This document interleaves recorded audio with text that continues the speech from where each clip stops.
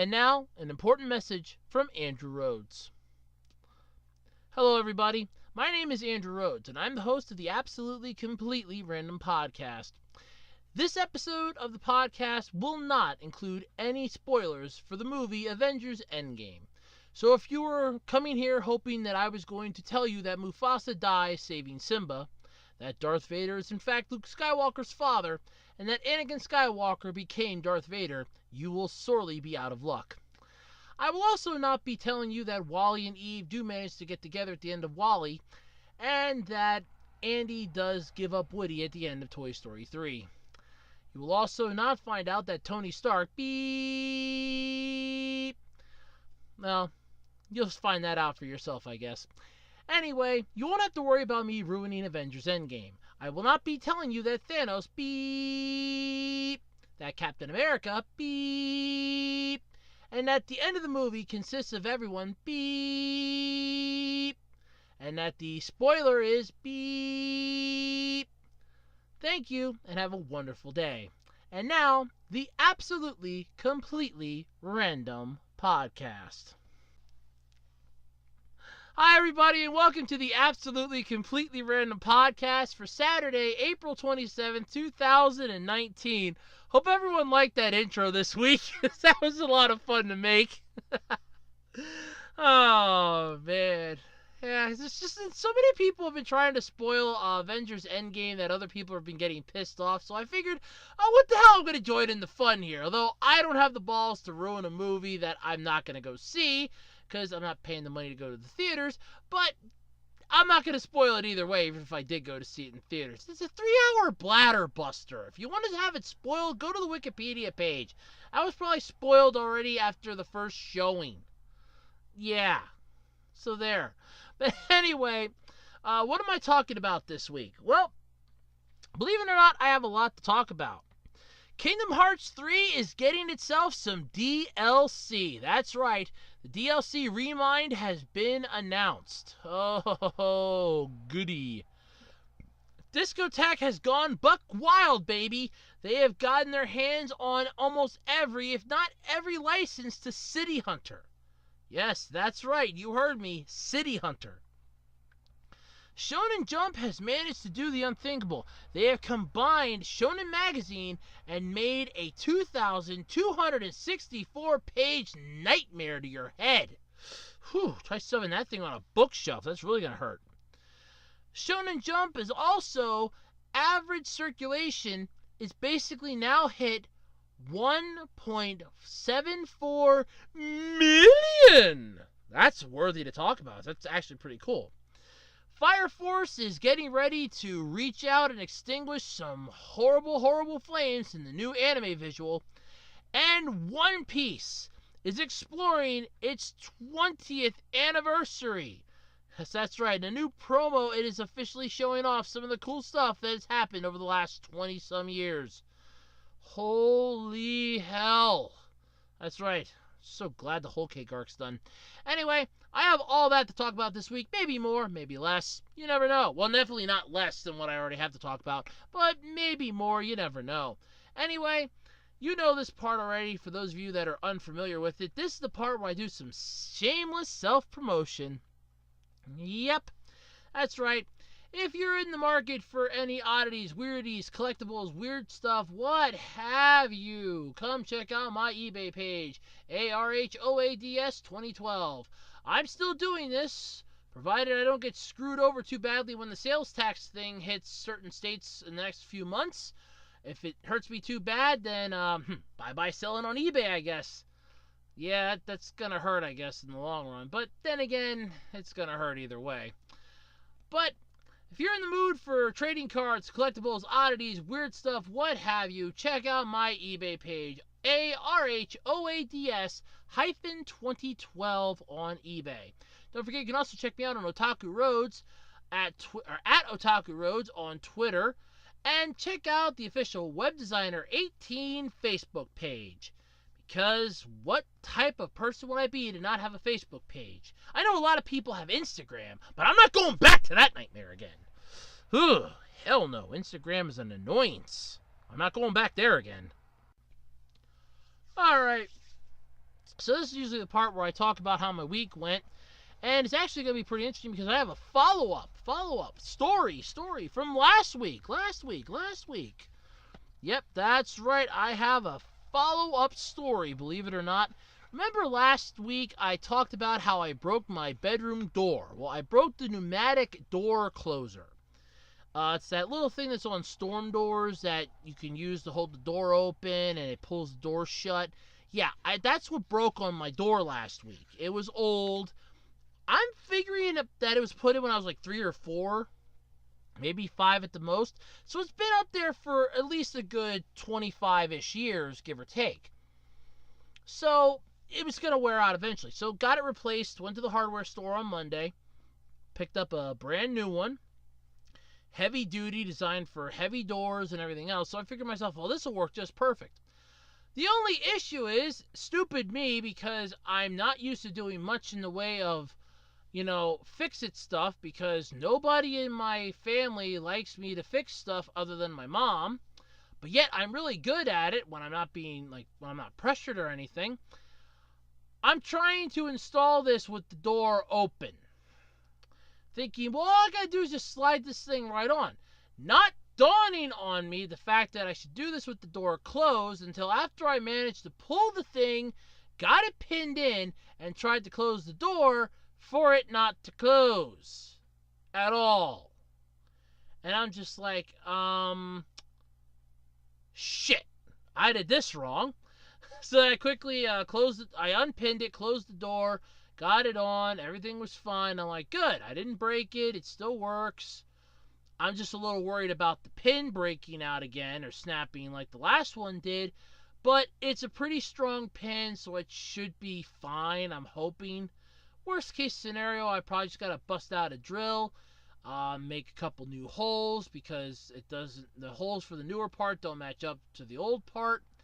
And just, fix it up anew if I have to. It actually wasn't that expensive for the part either, so it's not that bad. Plus, my grandfather got it anyway because he was amazed it lasted that long, so he actually paid for the part. It was only like $14 for the part, so it wasn't really that bad. But still, yeah, it was an annoyance because I kept banging it against our dresser that we have right by there, so I was putting a nice doorknob-sized dent into the upper part of that dresser, so that's always fun. So that got fixed. Other than that, this week's been somewhat eventful / uneventful. A whole bunch of weird stuff's been going on in Contest of Champions that I've been playing that this week. Somehow my alliance is maxed out at 30 members, so if any of the new members came there because I was talking about it on here, welcome to the alliance. Welcome to the Wasabi Warriors. I am Omni Swordsman. It's a pleasure to have all of you here. Our alliance, the main rule of our alliance is you play the game how you want to play it. If you want to do Alliance Wars, then you do Alliance Wars. Just ask somebody to start them. Though I kind of have a policy against those now due to the fact that their system, and it's not like the game developers, it's Kabam's system, is really messed up when it comes to figuring out your rivals. And you are massively either getting you're either going to overpower your rivals or you're really underpowered. Because they have a really piss-poor algorithm for figuring that out. And it's something that I keep hoping gets fixed with each update, and it doesn't. Now they have it that you have to purposely schedule when you want to do an alliance war. And I'm kind of thinking to myself, I guess this is their way of fixing it, but that really doesn't fix it, so the hell with it. You can do this, regular alliance quests. They're a lot more fun, and they don't take as long. An alliance war is 2 days worth of preparation. It's like a day to prep your spots, choose your defenders, choose where they're going to go, and then it's an entire day of battling. Whereas an alliance quest is literally just battling. It's 24 hours. That's how long you're locked into the quest, and it's literally just battling. If you get to the end of it and you beat the boss, then your characters are free to go about other things then. So they're not locked into that quest anymore. So I'll do plenty of those.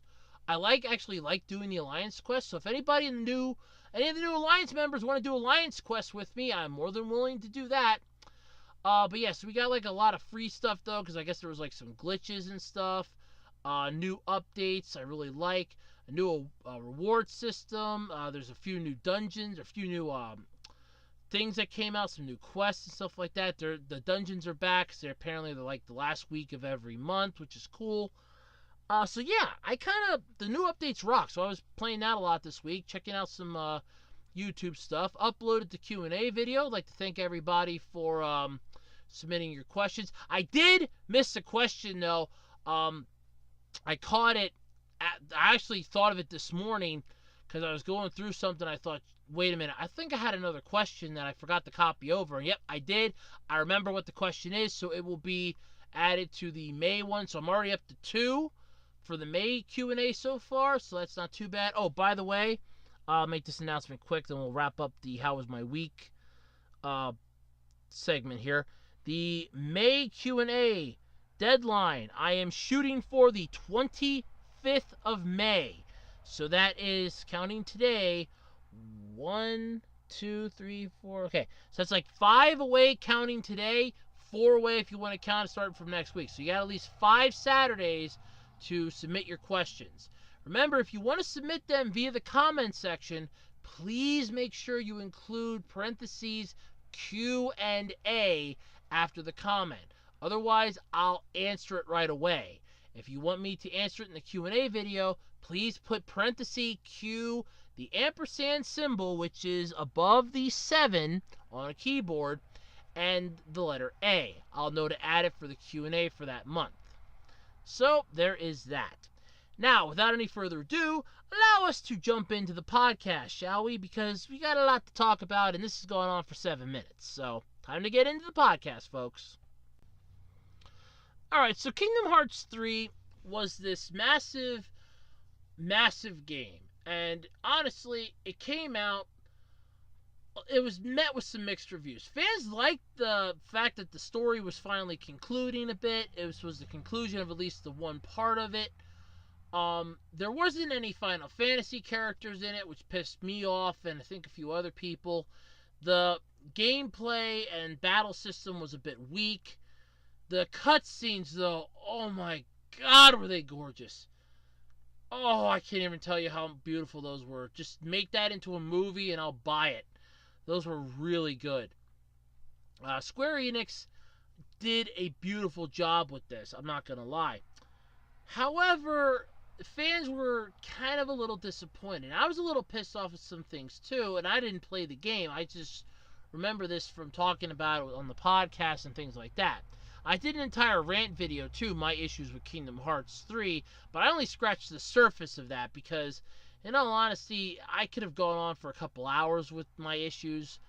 I just narrowed it down to the ones that annoyed me the most. The fact that they didn't get a lot of the voice actors, who are still alive, mind you, to come back and reprise some of their roles. They didn't get some of the other characters in, things like that. They half-assed some of the other stuff, and a lot of things that were simplistic. Go check out the video. It's in my rant video playlist, which you can find via my channel. But basically, we're getting you all, I'm not playing this thing. I don't have a system to play this. But everybody that does have it, they're getting a new DLC. The Mind was announced. This new DLC. So, if we add in the day one-ish, I'm going to call it a day one patch. I know somebody out there is going to say, but it wasn't a day one patch. It was designed to give you the ending. If you have to download anything the first day the game comes out, I'm calling it a day one patch. I don't care if it's just to add something to the game. It's a day one patch. As far as I'm concerned, that's a day one patch. So, if you count that in, then the next day there was like 2 downloads that people had to do in order to get the secret ending. Yeah, so we're already up to at least 3 DLCs with this before the actual DLC even comes out. We're up to already 3 things you had to download just to play the game normal, which pissed me off. I feel for the people that have like slow internet connections, as the one file was I think a couple gigabytes. That takes a while to download. I should know the updates for Windows were usually about 3-4 gig. and those took a hell of a long time to download. I mean, it's like an entire day's worth of an event just to download those things. But Square Enix announced the Kingdom Hearts 3 DLC content Remind during the Kingdom Hearts Orchestra World of Triss concert at the Tokyo International Forum. So, this is kind of cool.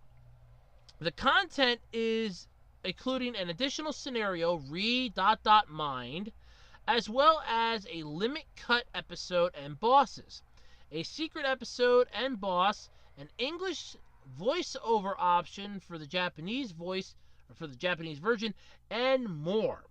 The release date and price, though, have not been set, because that's just the way everybody works nowadays. Instead of actually giving you the full game, it's, hey, you like this game? Here's some DLC for it. What's DLC? Downloadable content. You know what that means? No, that means you gotta pay, download it to get the better, more fuller experience from your game. Okay, bastards. Free downloadable content, adding a new Keyblade and form was also announced. So the people that don't want to piss the money out are actually going to have an alternative as well. So that is a good sign. But Kingdom Hearts 3, though, is available for the PS4 and the Xbox One. So yeah, there is that. But anyway, the game was fine from what I watched the Let's Play of it. K-Wing did the Let's Play I watched. I have some thoughts on K-Wing's channel, but I'll save them for another day. But either way, the game, it was good. I liked the way it was handled, but it felt as if it was massively half-assed. Like, this was and I don't really want to say it this way, but I mean, story-wise it was good, cutscene-wise it was good. It wrapped everything up in a nice, neat bow, except for the fact that you knew something else was coming, since they were toying with the idea of DLC from the start. They were toying with the idea of, oh, there's going to be more to this game than just what you're going to get day one. So you knew something else was coming. It's still annoying to me, though, the fact that, and I'm going to spoil it for those of you, by the way, who haven't seen it yet, but the one version, Sora is basically dead. He sacrifices himself to bring Kairi back by using the power of awakening to revive her, which, since he went traipsing around to find her heart, results in him dying, I'm assuming, or becoming nothing. I had a theory of it, and I think I still have it up yet, but either way, there is that. You have the whole lead-in, I want to say, to the next Kingdom Hearts game, which is going to be huge. This one, and a lot of people misconstrued this. This wasn't 13 years in the making. It didn't take them 13 years from when Kingdom Hearts 2 came out to now. They had to expand the universe a bit. You had to learn about the organization. You had to learn about the 3 Keyblade wielders from before the game started in Birth by Sleep. You had to learn about, all this other stuff. Sora had to go through the challenge of trying to get the power of awakening, like in Dream Drop Distance. So many things had to happen that, yes, while annoying and stupid, it was a necessity. However, for a game that the last installment of the main franchise, not one of the side games, which is what the rest of them were, that came out 13 years prior, while good, it did miss its mark. I don't think anyone will deny that. It could have been a lot better. The combat system people have issues with. I have problems with the voices, that you're paying a crap ton of money, especially for the fact that Disney's remaking like 90% of their movies right now, that they couldn't have been bothered to actually get some of the voice actors to come in, sit in the studio for an hour that they're probably already at to begin with, and say, hey, can you record a couple lines, just like a grunt or something, or just say these things real quick. It'd take like maybe an hour, hour and a half out of your schedule, and we'll pay you a little extra for it. I don't see why they couldn't do that. And they replaced a lot of the voices. I really didn't see much of an issue, though, with the battle system, but I could see how it would be annoying. Though my one complaint, if I had to levy one, would be those goddamn attractions. They were stupid. That was like, I think I said it best in my rant video. That was basically Disney giving themselves a chubby. And honestly, I still stand by that. Because those attractions were idiotic. Those were highly unwelcome, highly unneeded. So there is that. Otherwise, it wasn't a bad send off to the first phase of Kingdom Hearts. While yes, it does have some issues, it's still not the worst Kingdom Hearts game ever, but it's not really the best ever. When fans are begging and pounding their heads going that Kingdom Hearts 2 was better than 3, that's saying something. But anyway, new DLC content's on its way. Everybody can enjoy it. What have you. It's going to be fun, I guess. I can't wait to see the Let's Players have a ball with that. They'll probably have it done in an hour or less. Alright, so here's a name in the anime world that I have not heard of in a while. Or at least I haven't really been paying much attention to them lately. And that's Discotek. Discotek. Yeah, I know. It sounds like a cheesy 70s, repair place or something that fixes tape decks or something. Discotek. Thank you for calling Discotek. Thank you for calling Discotek. How can I help you? I know, it sounds weird. But anyway, they've gone wild, and I mean buck wild at this point. They have licensed the rights for all of the City Hunter anime classics. Every single one. I didn't know if it was every single one, but it is every single one. That includes, okay, this is also including City Hunter Shinjuku Private Eyes, the newest film in the franchise, which came out earlier this year in Japan. So here's the complete list of everything that Discotek got the license to. You have City Hunter, the TV series, City Hunter 2, City Hunter 3, City Hunter 91, City Hunter .357 Magnum of Love, the film, City Hunter Secret Service TV special, City Hunter Bay City Wars film, City Hunter $1 Million Conspiracy film, City Hunter Goodbye My Sweetheart TV special, City Hunter Death of the Vicious Criminal Ryu Saiba TV special, and City Hunter Shinjuku Private Eyes film. So that is a whopping, what do you got here? 1, 2, 3, 4, 5, 6, 7, 8, 9, 10. That's 11 licenses they just scored the rights to. Holy shit, they're going to make a mint on this. The 4 City Hunter series were originally released in the US on DVD by ADV Films, and here's how it was described for Season 1. And by the way, I do apologize if people think I'm mispronouncing city or saying it like the guy from South Park. I'm not. I may sound like it, but I'm really not. I'm just doing it really, really quickly. So the plot is basically this. Meet Ryu Saiba, Seba, S-E-A-B-A. He's a ladies' man, troubleshooter, and expert marksman. When you need more help than the police can provide, he's the solution. He's the City Hunter. And if he can't solve your problem, no one can.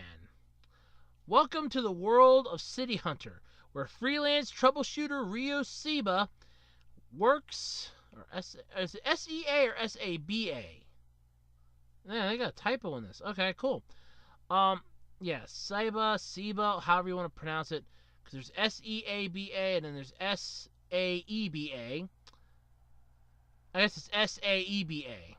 Okay, so yeah, okay, I apologize for that. I'm just reading it off of the thing here.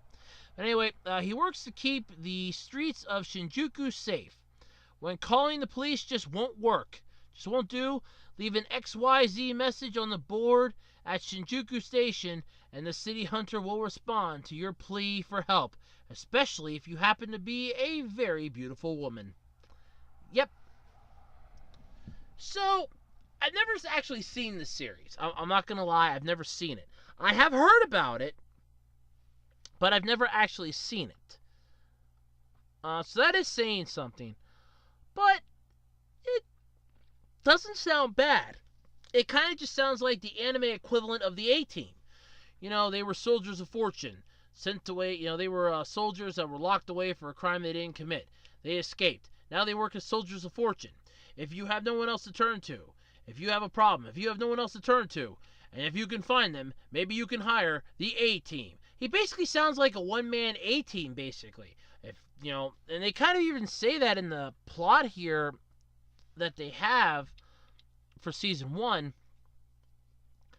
Basically, it's oh yeah. When calling the police won't do, leave an XYZ message. So basically, when you need more help than the police can provide, he's the solution. He's the city hunter. And if he can't solve your problem, then no one can. So it's, kind of cool. So basically, if you have a problem, if the police just won't do, and if you can find him, you can hire the city hunter. It sounds interesting, I'm not going to lie. Yeah, alright, it might be a little strange, but still, like I said, it just sounds like an anime equivalent of the A-Team, just minus 3 members of the A-Team. So, yeah, it sounds pretty cool. At least it's not the stupidest anime series that I've ever seen, but I've never seen this one, so it might actually be cool. It sounds interesting, at least. I mean, I would pick this up at a video store or a discount anime store or something, or an otaku store or otaku store. I would pick it up. I'd pick it up in a heartbeat. Sounds pretty interesting. Granted, if it was cheap and like used or something, but I'd pick it up. So if you're looking forward to that, Discotek's getting the license, or got the license for all of those. So yeah, this is going to be huge. So there's going to be a whole bunch of City Hunter plowing the streets. Now, if you happen to have the old ADV film ones, they're probably going to be worth a little more, since this will be getting a massive increase with the older version, because the newer one might have stuff, like censored, removed, changed, altered, and people may want the original version over the newer version. So keep that in mind. If you do happen to have the older ones, you might be able to sell them for some extra scratch. So that's something to keep in mind, I guess. Good things do happen. So for a lot of people, Shonen Jump was one of their first forays into the manga world. If it wasn't, what was? Let me know in the comment section below. How'd you first get into it if you are reading manga? For me, I kind of came upon it once at a bookstore. I came upon some Dragon Ball Z manga, some of the Dragon Ball manga. And I actually gotten like a standalone little comic from my grandparents one time. It's like a really thin Pokemon one that I was coloring in, because I'm like, man, this thing's black and white. Why is it black and white? And I'm coloring it in, going from the colors in my head on the show, and not realizing that, it's not supposed to be colored. That's how it's designed, because it's supposed to be like that. Well, today's some good news. So now, Shonen Jump has combines with Shonen Magazine to make a 2,264-page monstrosity. So the largest book on your shelf is probably something humongous that you probably bought just to put on the shelf to either be used as a bookend, or you hollowed it out to hide something in, which, hey, you know what, whatever helps you sleep at night. That's fine. Now we're talking pure page real estate here. I don't have a bookshelf up here with me. I mean, the closest thing I have is a shelf that I got from my one aunt when she was moving out, that is currently holding most of my Yu-Gi-Oh cards that I have to really want to go through. I got a couple things to stick those in to organize them a little better. So, yeah. But other than that, I don't really have a bookshelf up here. So there is that. But basically, let's see, where was I? Oh, yeah. So, in a new collaboration between Shueisha's Weekly Shonen Jump and Kodansha's Weekly Shonen Magazine, despite being direct rivals, the companies have teamed up to combine their manga anthologies into a single, unstoppable mega volume called the Shonen Jump Jump Manga Special Commemorative Edition, which spans a whopping 2,264 pages. Shonen Jump Manga. Jump Manga. Why does that sound weird every time I say that? Anyway, so this is far from a regular product. The special jumbo-sized collection is being given away as prizes to readers under 23 years of age, of course, so I'm out, damn it, who submit book reports on the collection or answer a series of trivia questions about the manga within. Only 10 physical copies are being printed, but Shonen Jump Manga can also be read online. If only 10 physical copies are being printed, man, those things are going to command high prices on eBay. Oh, wow. As for the contents, the special collection includes the debut chapters of a bunch of series, from One Piece and Hunter x Hunter to Seven Deadly Sins, My Hero Academia, and many more. Cool. You can see how absurdly huge this thing is. There's a link to the article. This thing is huge. I mean, the person holding it up is literally using two hands, and it actually looks like they're struggling a bit. I mean, this thing, it almost looks like 6 phone books on top of each other. Like 6 thin phone books on top of each other. But then again, if you take a look at the top picture here, it almost looks like it's about maybe 8 regular Shonen Jump, the old print magazine Shonen Jump issues, on top of each other.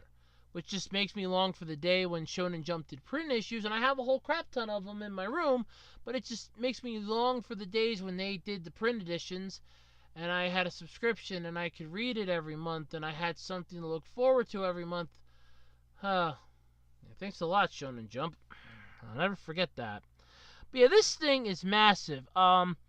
Measuring like a whopping, I think it's like 13 inches. It's huge. I mean, huge. Okay, they actually have it compared to a regular size Shonen Jump print edition. So it looks like it's about, I don't think I was too far off. I'm thinking about maybe 6 of them, but I'm not good at depth perception, so let me check this here. So 1, you figure 2, 3, 4, about 4.5, give or take. So I was in the ballpark, basically. I wasn't in the parking lot, but I was in the ballpark. So that's not too bad. I mean, it also depends, too, on how big the content is that month and everything else, or how much content's in it. So it could actually stand to reason. It could be about 6, depending on the content. But man, the thing is massive. It's huge. Yes, it's all in Japanese, too. But you have, like, the opening chapter of Hunter x Hunter, which is a good series. One Piece. Yeah, just to name a few. Yeah, from the pictures, I won't lie, it does look pretty badass. You can read it online. Of course you can, because Shonen Jump went digital back in 2000 and I'm going to think here, 2009? I want to say 2009. Alright, no. No, was it 2009 or 2012? Well, either way, they went digital. I don't remember the exact timing anymore, but they went digital, so yeah. They went digital, so you have that. But speaking of Shonen Jump, though, because this is a double, combo, topic. Yep.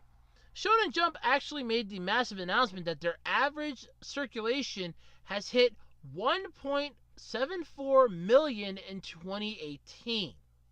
That's huge for starters here. That's a massive number, but just in 1 year, that's impressive. If this would be like overall, that's still pretty cool.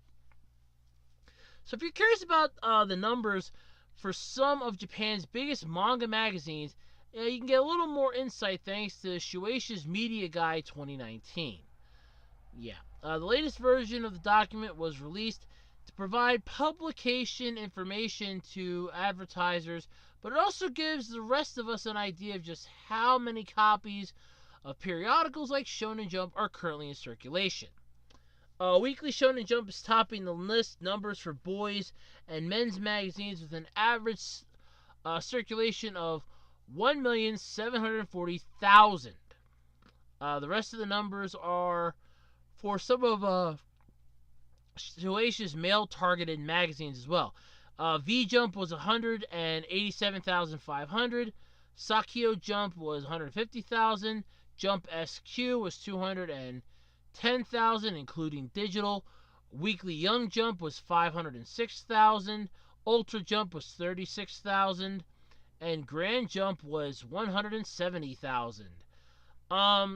Those other 6 sadly ain't even in the ballpark of that, and the only one that even comes close would be Weekly Young Jump, so that's pretty wild.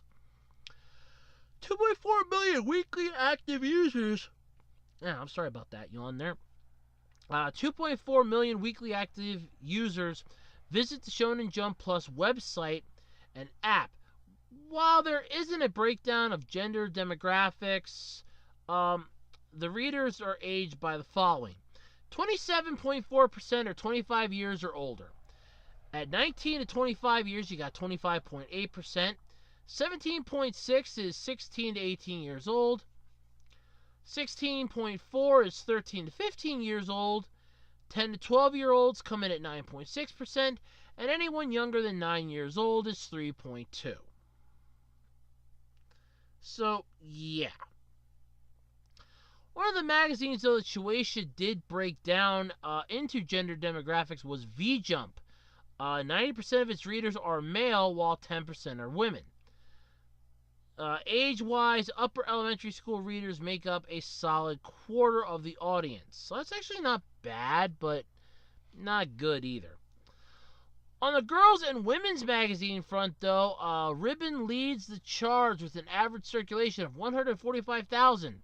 As for the rest of them, you have Bitsu Margaret, 131,000. For Kokohana, you have 54,000. Office U is 52,000.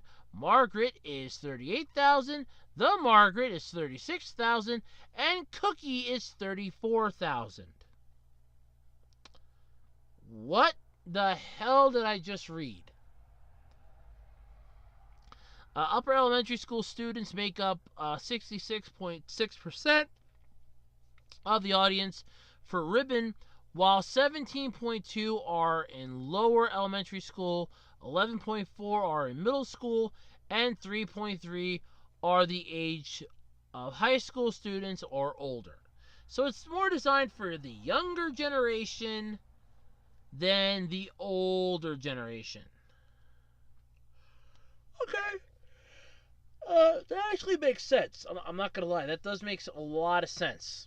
And I mean a crap ton of sense, actually. But still, yeah, I kind of get it to a point. But it's still nice to know, though, that a lot of this stuff is still going. Especially since I'm assuming that this is print. Because I know the one said that it was including digital copies was Jump SQ. So I'm assuming that this is print magazines. So I'd like to now bring up my instant question here back from when they closed up the shop, not wanting to release any more print magazines and going freaking digital. You're smoking what now? This many copies are sold and you honestly are telling me that the physical media is dead. We're looking at a massive crap ton of people making money out their butthole here with views and selling and everything else, and print issues are dead. Okay. Whatever helps you sleep at night. Whatever helps you sleep at night, I guess. I don't know. Either way, congratulations to Shonen Jump. Congratulations on that monstrosity of a collaboration and on your 1.74 million, basically, average readers. That's not bad. That is something to be very proud of. I'm not even going to lie. So congratulations on that and more power to you. Please come back to the print issue. Please bring the print issues back. I'm begging you. But either way, congratulations and good luck to you. Okay, so this was a new anime series that was getting released, And there's a lot of talk about this last year, and I saw some trailers for it. It seems kind of interesting. Looks kind of interesting. I don't know what the plot is yet, but it seems kind of interesting. But basically, Fire Force, the crew is ready to extinguish the flames in a new anime visual. And honestly, I'm going to say it looks interesting. I'm really not going to lie about that. David Productions' TV anime adaptation of Soul Eater creator Atsushi Okubo's Fire Force manga is just a few months away, and regular updates have been rolling out in the meantime, in the form of cast additions, the latest intros. The latest introduces another red-hot visual as some of the members of Special Fire Force Company 8 prepare to go into work battling the strange epidemic of spontaneous human combustion. Ooh, this actually does sound pretty cool. Let's see here. So, Yuki Yase directs the anime at JoJo's Bizarre Adventure Studio, David Productions, and it's set to air in Japan starting on July 5th.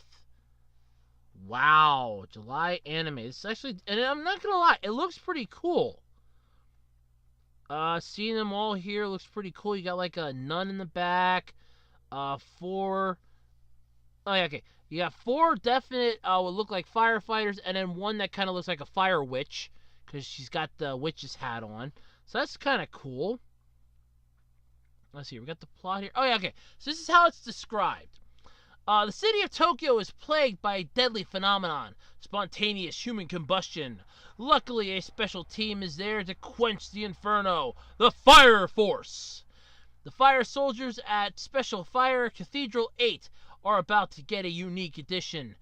Enter Shirina, a boy who possesses the power to run at the speed of a rocket, leaving behind the famous devil's footprints and destroying his shoes in the process. Can Shirina and his colleagues discover the source of this strange epidemic before the city burns to ashes? Yeah. That looks pretty sweet. I'm not gonna lie. Damn, that even sounds pretty good. Honestly, this might be one that I might look forward to. If it starts to go downhill, I'll be pissed. But this could be like the Gridman anime series and just be like something that came right out of left field. It's like, holy crap, this is good. Because remember, Gridman was one of those people weren't sure if they wanted to watch it or not. And then all of a sudden it's like, oh my god, this is good. Oh my god, this is really good. And it was. I'm not going to lie. I watched every episode of Gridman. I was watching that thing religiously every single week. It was, okay, so what am I going to watch first? Okay, I'm going to watch One Piece, then I'm going to turn over and watch Gridman, and then I'll watch SAO Alicization. Then when Alicization went downhill fast, I'm like, okay, I'm just going to watch One Piece, and then Gridman. And then when Gridman ended, it's like, okay, I'm just going to watch One Piece. It's still pretty cool. But either way, I'm actually kind of looking forward to this one. If it's any good, or if it's something that's unique or whatnot, maybe I'll review it for the Anime GBU. But still, Fire Force is coming out on July 5th, so be sure to check that out. I mean, seriously, does not seem that bad. It looks pretty damn cool, I'm not going to lie. So yeah, only time will tell though, I guess, huh? Alright, so One Piece has turned 20 years old this year, which is a humongous milestone for a lot of animated stuff, and even in anime itself, turning 20 years old is definitely a major milestone, and one to not be taken lightly. So this is actually kind of cool. So there's actually an entire video up on YouTube that shows the last 20 years, each of the arcs. I got done watching it, and it's actually pretty cool. So you have like all the stories back from the start of it in 1999 straight through to now. And I just want to first off go on the fact that I did not remember that the whole cake arc started back in 2017. That literally just ended a few weeks ago. So that's like almost 2 years for that arc. Jesus. That thing got drugged the hell out like crazy, but my god, that long. Oh man, that's massively monstrous there. So it's got 881 episodes to its name. Started back in 1999. Just finished up the explosive Whole Cake arc, Whole Cake Island arc, which thank God that ended. I was getting tired of that. So if you've been looking forward to celebrate the last 2 decades, there's an entire history here to bring you up to speed. And the ending gives you a quick sneak peek at the upcoming Wano adaptation, which basically is. I mean, when my one coworker was still working with us yet, was like, yeah, it's going to be epic, it's this and that. And I'm like, oh, cool. Because he was reading the manga as it was coming out, and I wasn't. And I'm like, oh, that sounds really cool. It's like, yep. I'm like, so this sounds pretty interesting. But yeah, so you have the whole cake arcs finally done. Thank God for that. Now we got the Wano arc coming. You had like all of the things in this. So you had like Luffy's entire story up to now. How the story of the East Blue, the story when he gathered up his pirate crew. He was gathering up Zolo. He gathered up Sanji, Usopp, Nami. They went on then to get Chopper. They ended up coming across in Alabasta then, trying to get Vivi to join them, but she didn't want to go, so they ended up getting Nico Robin, which honestly was a much better use of their talent anyway. You ended up getting Brooke, Frankie, and all the pirate crew. You got this whole little pirate crew set up.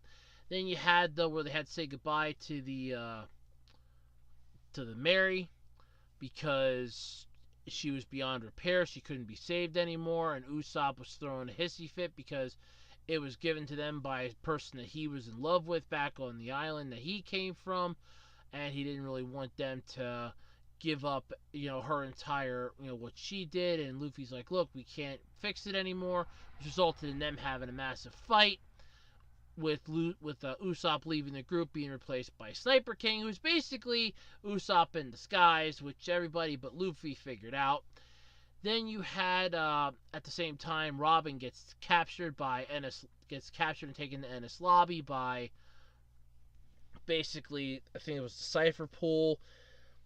You had the whole Sabaody archipelago, which honestly, I'm gonna say this was the best part of One Piece, was the Sabaody archipelago, because it really just shows you that there is a lot more to One Piece than just people going around with freaky powers. You have this massive power tree that's just horrendously overblown with the celestial dragons, who hopefully, if the last week's episode is going to be holding true, are finally going to be getting what's coming to their sorry asses.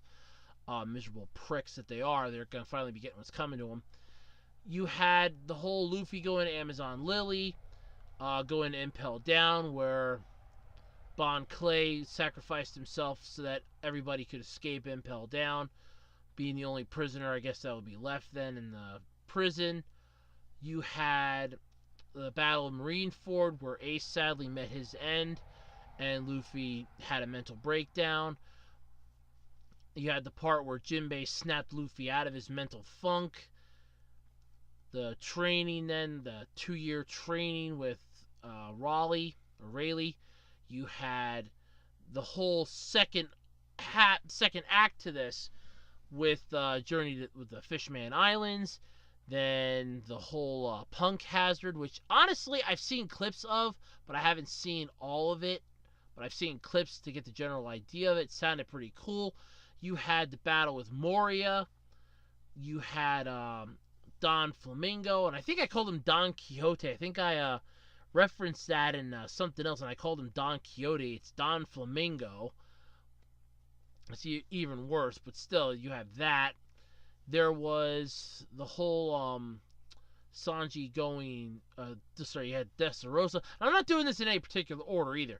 So there was Dressrosa, where Luffy found out that Sabo, the third person that was like a brother to him, where he found out that, okay, well, he didn't actually die. He's still alive. I still have a brother out there.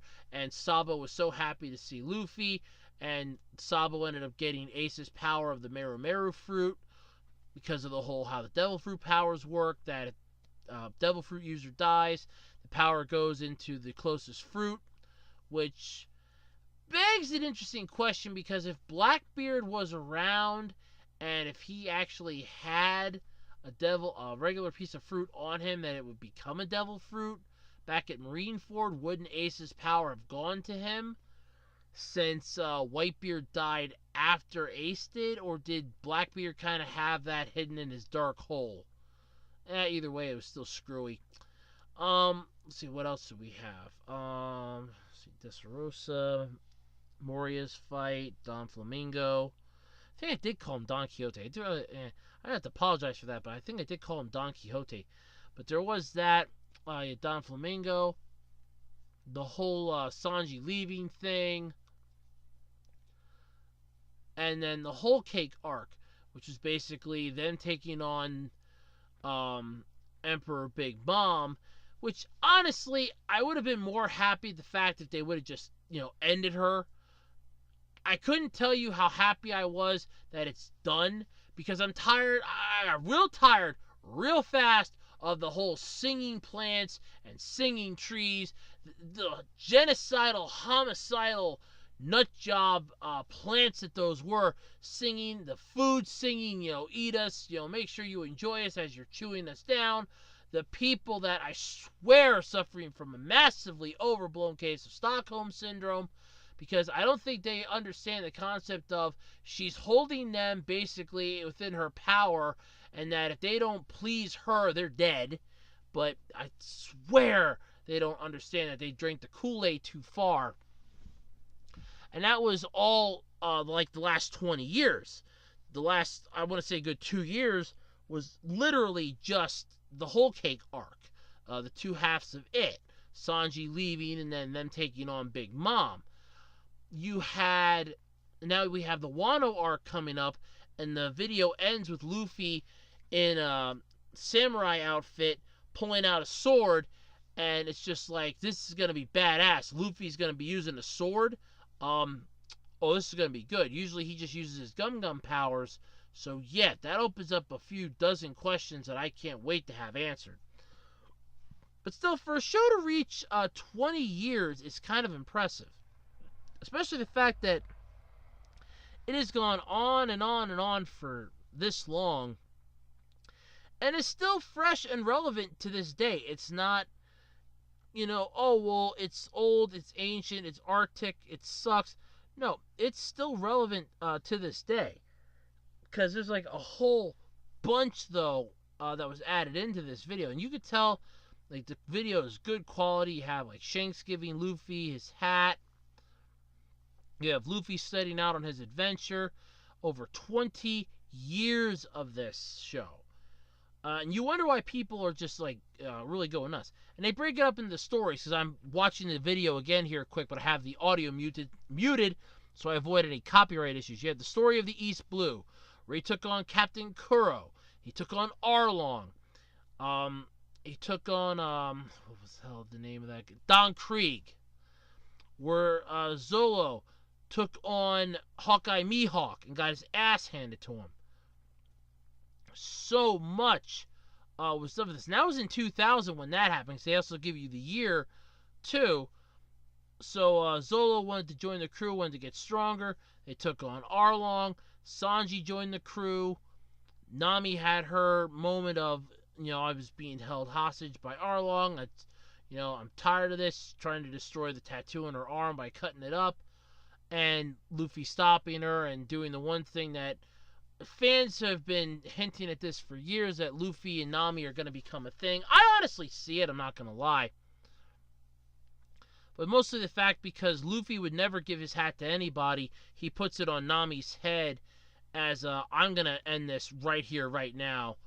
You're my treasure I'm protecting. And he just went to town and destroyed Arlong's palace.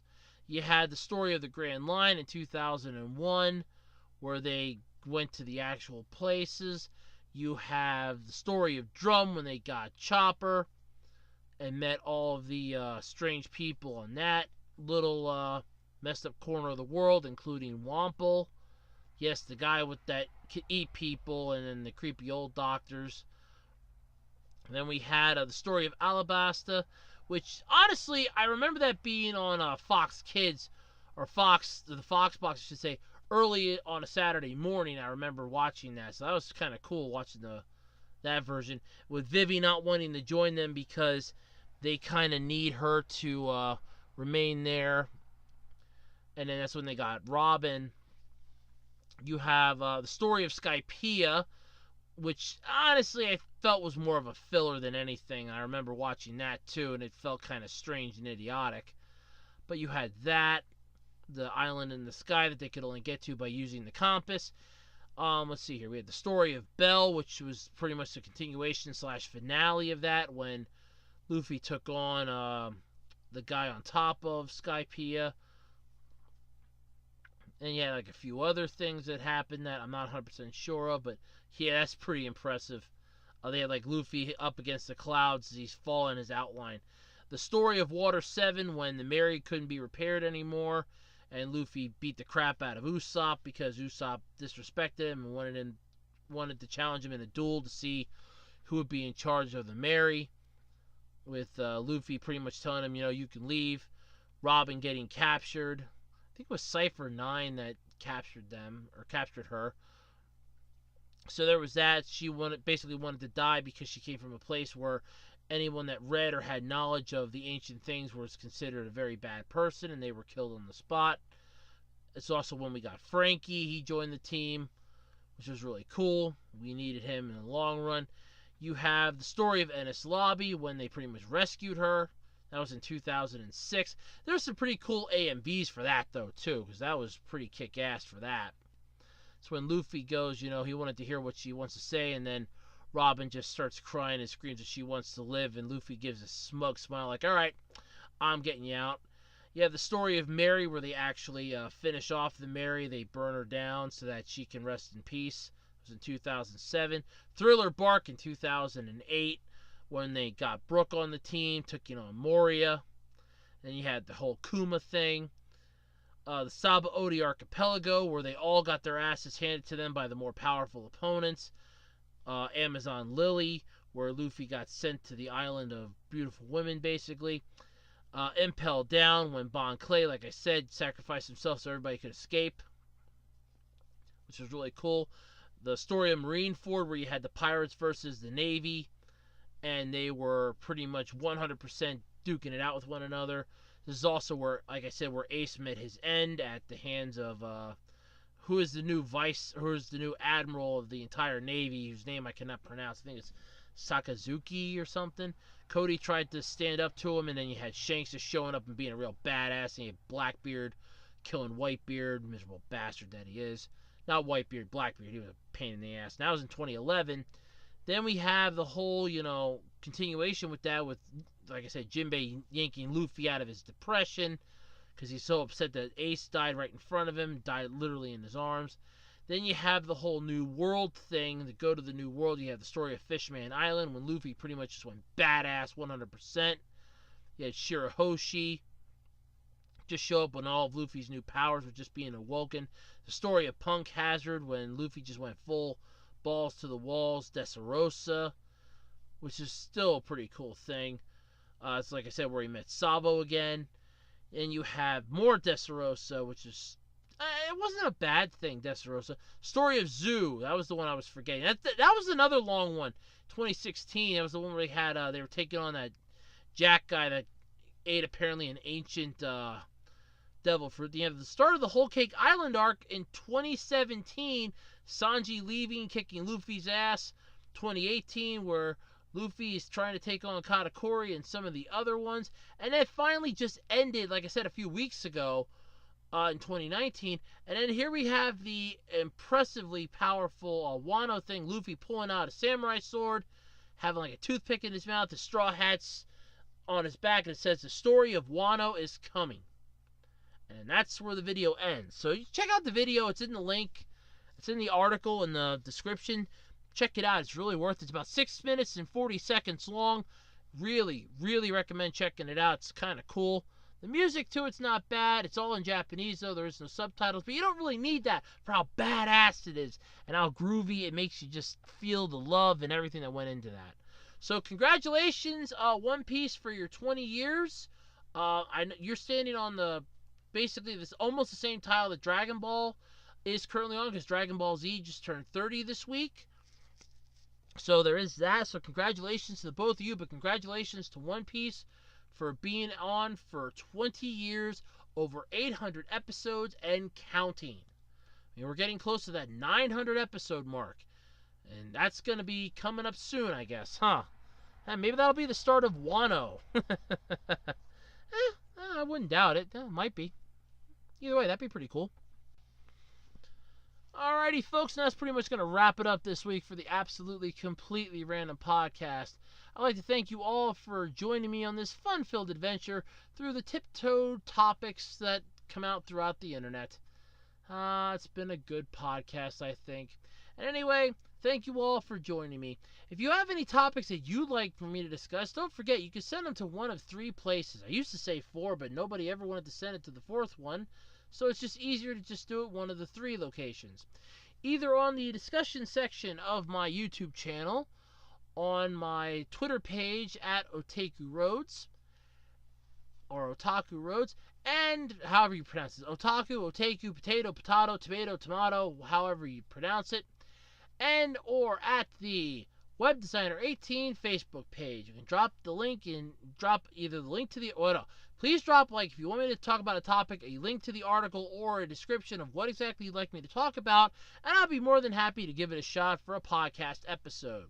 And until next time, I'm Andrew Rhodes. This has been the Absolutely Completely Random Podcast.